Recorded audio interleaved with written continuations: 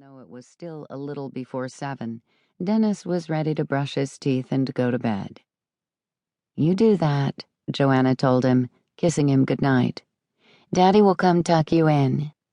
Out in the kitchen, Tom Hadlock, hat in hand, stood just inside the back door, as if uncertain of his welcome. "Any news?" Joanna asked. "The storm we had this afternoon played havoc with the roads.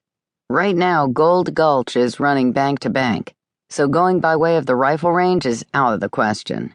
And from what I hear, the other route isn't much better." "We should get going then," Joanna said, giving Butch a quick hug.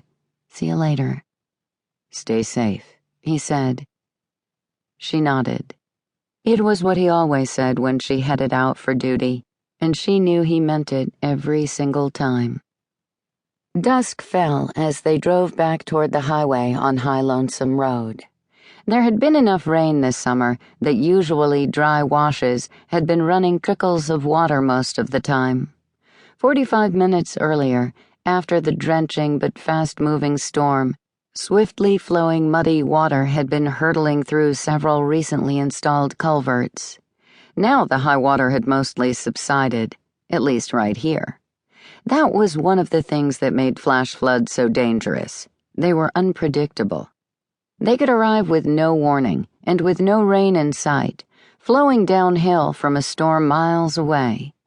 The good thing about them was that they disappeared almost as quickly as they came. "Sorry about calling you out on this," Tom apologized. "Don't give it another thought," Joanna assured him. "After all, a potential double homicide counts as serious business, and we'll need all hands on deck on this, mine included." As they drove toward the crime scene, Tom brought her up to speed.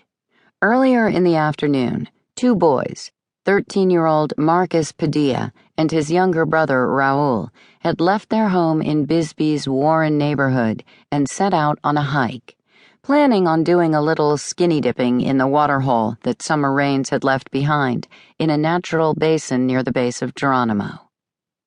According to Tom, Marcus and Raul had evidently pulled the same stunt several times over the course of the summer, and they were accustomed to having the area all to themselves.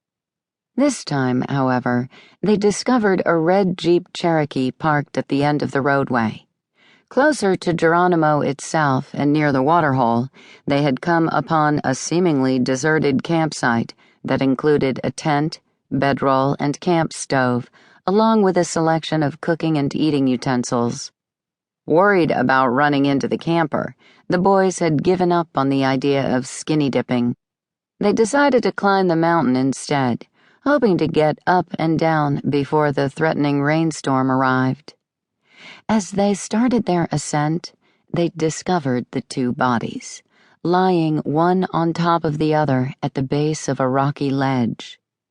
With no service available on his phone, Marcus climbed high enough on the mountain to locate a cell signal. Once he had one, he called 911. "That was when?" Joanna asked. "About 4, Tom said. "But if the ME just now got there—" "My fault," Tom said. "When Larry Kendrick called me from dispatch and told me he had a couple of kids on the line, I thought at first it was a prank. It's the end of summer when bored kids can get up to all kinds of mischief. So I asked for someone from patrol to drop by and check it out. By then it was raining pitchforks and hammer handles. Took some time for Deputy Marks to get there. The Jeep was unlocked, and the kids had taken shelter inside it to get out of the rain.